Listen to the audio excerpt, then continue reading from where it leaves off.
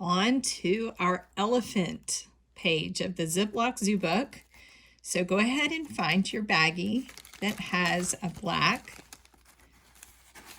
piece of paper, because we're going to be using that later. I'll tell you why. And then this is going to be the page that you're going to be drawing on to make your elephant habitat. And then, of course, you have your elephant and your elephant ear, your sentence, which is going to read, elephants have strong trunks. And don't forget your little mouse. There's some cute stories out there about elephants and mice. Save our bag. Now, so for our elephant, we don't have to do too much, but give an eye. And so I'm going to do this right here. It's about right here because we're going to need to attach the ear over here, and this is their trunk. And a really neat thing about elephants, take a look at this little baby elephant. Okay, so that's a life-size photograph of this baby elephant calf. Yumika is her name. She's about 6 months old. So cute. Now, the one fun fact also about elephants is right here where they're, as you know, the trunk, if we had more book, the trunk would be off that way. But their little mouth is part of their trunk, their upper lip and bottom lip. It's all part of the trunk. But this is their little mouth and their eye and then their ear here. So that's why we're going to go ahead and put the eye a little lower here, and then we'll add the ear, and we can give they almost have these giant, it's almost like toenails, they're giant. So I'm going to give them a little outline and give them a little accent of gray with my gray and my black markers. Okay, so we're going to go concentrate on these 5 colors of markers. So if you haven't gotten those out yet, why don't you go ahead and get them all out so they'll be ready for you. Black, gray, blue, green, and brown.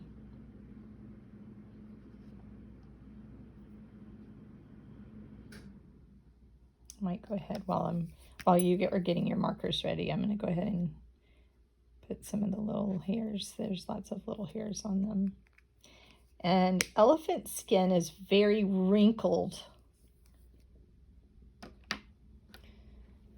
thick, gray, wrinkly skin. So this is fun, just like we did on our treasure map to make it look old and wrinkled. What I'm going to have you all do is, oh, where did she go? Let's check. Let's see if it looks now like a little bit more like an elephant skin. I think so. What do you think? You want to do it one more time just for fun? And squeeze it tight. It's easier to make the elephant skin look wrinkly before we cut it out. That way we don't rip the legs or anything. Much better. Look at this, boys and girls.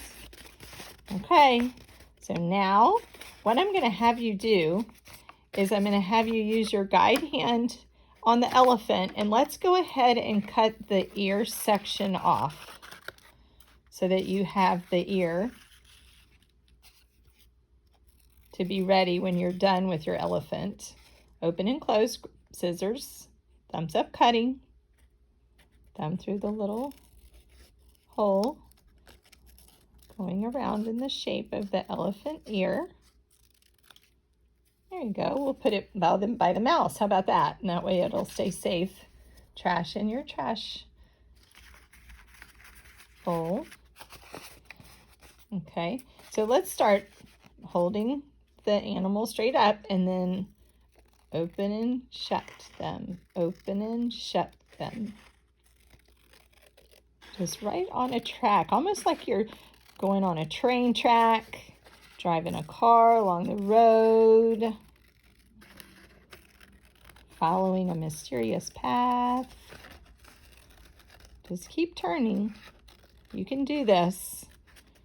Okay, you can do this. In the trunk, it's fine if it doesn't go exactly. You just need a general shape of the trunk because every animal, every elephant has a strong trunk that they use to eat, and they use to make sounds. I'll cut this off. Extra paper. And elephants especially use their trunks to hug. I've seen some beautiful pictures of an elephant mommy hugging her little calf with her trunk. And what is it called when there's a lot of elephants all together? What is that called? Wow. Kiss your brain. I heard that. It's a herd. When there's a lot of animals all together, they call it a herd of elephants.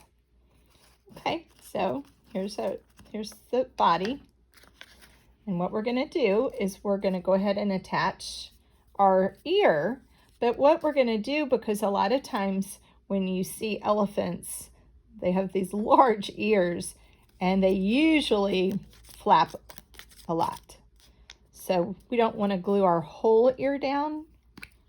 So let's take our glue stick and only glue this little short side, the straight side, not the curved side, just the straight one. Just a little dabble do ya. And you're going to put it to the side of the eye and then let it flap a little. Okay. Top back on. All right, so we're going to let the ear dry while we work on the habitat. And remember, let's get your paper oriented correctly and go back to your collection of markers. Elephants are typically found living very close to water. They drink the water through their trunk. And we think about the trees and the safari jungles, and even if a zoo is housing an elephant, they have to give it ways shelter and food and water. So you can see that the elephant is looking in this direction. So if you want to have the elephant be drinking water, you can put your water over here, and you can put your cave on this side, or you can put your cave on this side and the elephant can be going into the cave. Either way, but we're going to make a cave for shelter and give some water, and then the tree will have something growing in the tree for them to eat. So I think we'll have ours maybe drinking water, and so I can follow along on our example. Now, the first thing that you need to do is make the entrance to the cave. So everybody get your black marker. And this is tricky, but it's easy to get it right, because if I say make a big opening to the cave because your elephant is really a big animal, then that's what we should do. We should go almost to the top, but not all the way to the top, so you can make some rock formation up here. But if you didn't do it as big enough the first time, like maybe you just did it that way, and then you realized that you didn't make your cave big enough, it doesn't matter, because no matter what your shape was, until you can get it right, because guess what? We're going to color it in. So once you get the shape, the opening of the cave the way you want it, you just color it in. And it's neat how you can even change it once even you've decided what it is. You can't make it smaller because the black marker is already there. but you can definitely make it a little wider. Look, you can always make it wider. You can make it a little taller if you wanted to, but I'm going to leave some space for my rocks. And it's just the dark cave. Remember when we sang the song, Going on a Bear Hunt? And we got to the cave and we tiptoed inside and saw 2 eyes and a big furry body. Okay, so that's our entrance. Now what we want to do is we want to make some rock formations around the outside, okay? And so I have examples of former years, kids, students, all choosing different ways to do this. But I'm going to go ahead and show you by making the rocks with the gray. And I'm going to just make them pretty close together, okay? Because they're sort of on top of each other around, coming out of this piece of land that is like a mountain, if big enough for an elephant to go into, almost. Okay, so here's some more. Pretty close together. It's really good practice making circles. So make a lot of them. It's good for you. Okay, so there's rocks, kind of inspired by these rocks. And so now I am going to kind of fill in with some brown with this outside shape of our cave. And you can bump and jump. Remember how we do that bump and jump if it runs off the page? Pretend, or you can even have a scrap piece underneath there to catch it, or just bump and jump and come back down and then bump and jump. Stop. Okay, so this gives it good dimension in the background to kind of just run the land, the dirt that's holding all these, well, some of it's dirt, some of it's rock. It's all packed in to this natural place. And it doesn't have to be exact. You can just do your best. Fill in the spaces that are still the color of the paper with your marker. This rock sediment is different anywhere you would ever find it. It would always be different the way it's formed. So any way you choose would be great. So I'm just going to come down here, just fill this last bit in. Good job. It takes time, but that's part of your learning. So don't give up. It's part of your work. Okay. Now you can give it dimension by getting your black marker back out. Okay. And then go right back around your rocks again. Only on the outside. Don't cover up your gray. Be careful, because that gray looks cool, doesn't it? You can kind of change the shape as you go.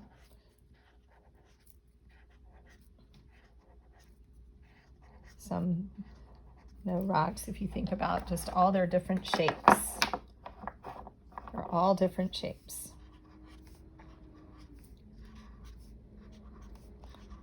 And just when you draw, every time you draw a circle, just go back to the part and spot that you started. That's the best way to learn to draw a circle. Okay, that looks like a cool cave. Boy, I bet this elephant is going to be happy to live in this cave. And so now we just want to get our blue marker and just give this little, like a little pool of water, a pond or a sea, the seaside. And sometimes we'll just make the little wave shape to let us know that it's water there. Okay, and as I'm looking at it, because if I colored now this in, my waves would disappear. So that's when you can go to your crayon box and you can just find a pretty blue. I've got several. That's what's neat about crayons. Look at all these shades. You've got, some of them are more purple, some of them are turquoise,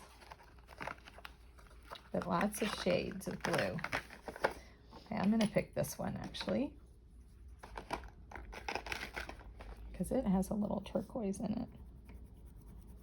So see how if you can just go right over your other lines and it won't cover up your work, making it's almost like a zigzag-y wave there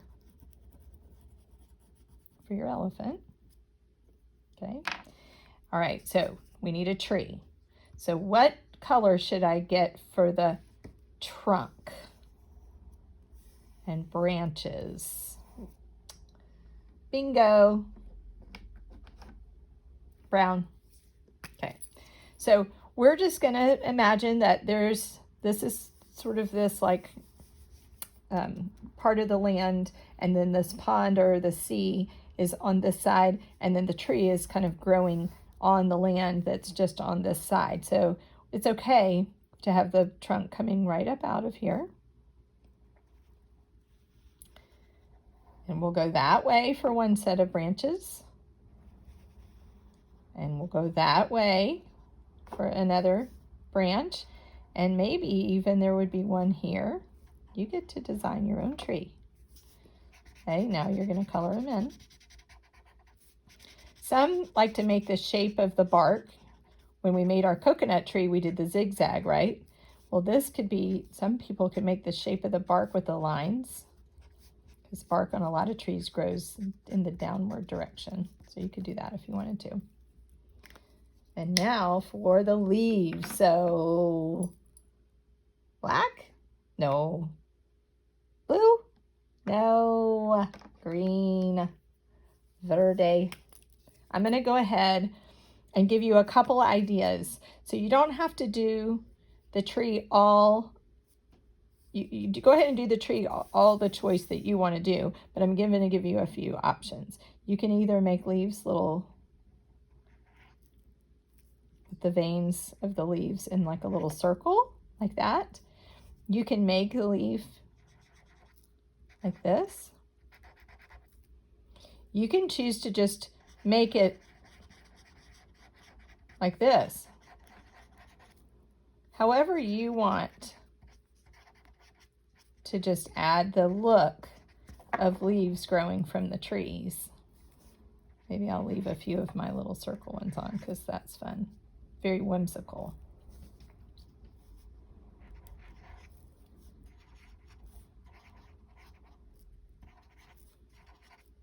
Just enough for something to grow to feed our elephant. Okay, let's see how it looks. Yay! It's okay that some of your cave is going to get covered up a little bit.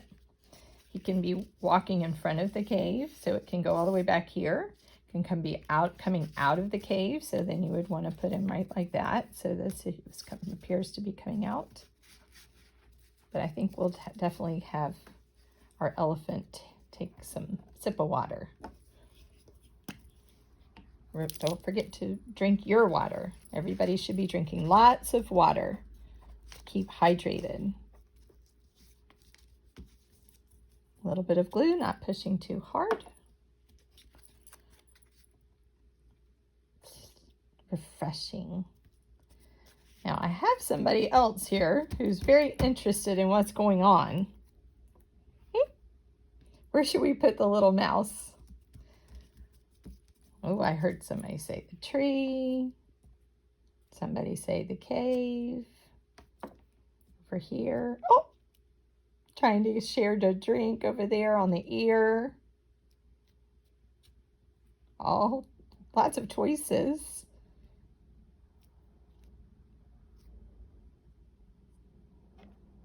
Here, on the cave, in the cave.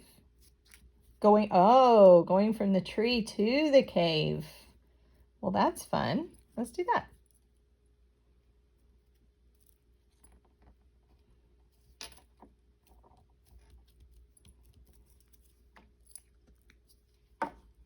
Okay, great. We'll let that dry and get out our sentence. This is a longer one, boys and girls. So just think about that as you get started. We're going to have to make our letters a little bit smaller to make sure that they all fit. Okay? Let's count how many letters need to fit. Touch and count. 1, 2, 3, 4, 5, 6, 7, 8, 9. Elephants have strong trunks. All right, so I'm going to start over to this side. Always start on this side, the left side, and pull down the shade. Drive the car. Drive, drive. Like the egg drop. L, L, E again. L. Now this is it's tricky, but you can't fool me. It's fan, like phone. So it's a P, which is so silly in our English language that this would be PH. Also makes the sound. So when you're doing your inventive spelling in your journal, you might even think that that was an F for sure. Ant. This is spelled the same way we spelled ants. Ants. Ant. Pull down the shade. Timber. Back up. Elephant.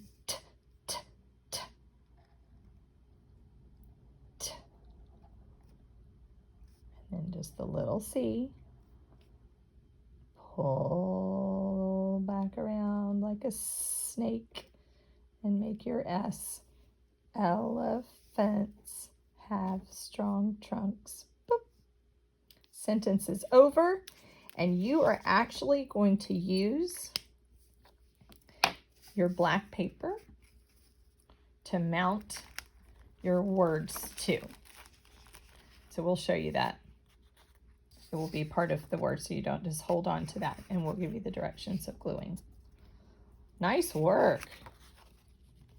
I can't wait to see when you all send us pictures of your elephant habitat.